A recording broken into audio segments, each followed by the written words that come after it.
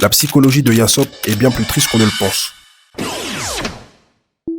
Quand on parle de Yasopp, beaucoup le résument à une seule chose, le père qui a quitté son fils. Et pourtant sa psychologie semble bien plus complexe que ça. Yasopp fait partie de ces personnages qui ont choisi leur rêve avant tout le reste. Quand Shanks lui propose de rejoindre son équipage, il accepte de tout quitter pour partir en mer. Pour certains, c'est un acte égoïste. Pour d'autres, c'est la preuve qu'il est incapable de vivre une vie qui n'était pas la sienne. Et c'est là que le personnage devient intéressant. Parce que Yasopp ne donne jamais l'impression d'avoir oublié son fils. Au contraire, à plusieurs reprises, il semble éviter le sujet ou montrer une certaine gêne lorsqu'il est question d'Usopp, comme s'il savait qu'une partie de lui avait échoué en tant que père. Psychologiquement, Yasopp ressemble à quelqu'un partagé entre deux identités, l'homme qui poursuit son rêve et l'homme qui connaît le prix de ce rêve. C'est probablement pour cette raison que la future rencontre entre lui et Usopp est aussi attendue, parce qu'au fond, ça ne sera pas seulement des retrouvailles, ça sera la confrontation entre un père qui est parti et un fils qui a grandi sans lui. Pour ma part, je ne pense pas que Yasopp est une mauvaise personne, mais je pense qu'il a mal agi. Partir et abandonner sa femme et son fils pour un rêve, je trouve ça insensé, mais je peux comprendre dans le sens où le personnage avait vraiment envie de vivre cette vie. En tout cas, j'ai hâte d'en savoir plus sur le personnage de Yasopp, et j'espère que la rencontre entre Usopp et Yasopp sera incroyable.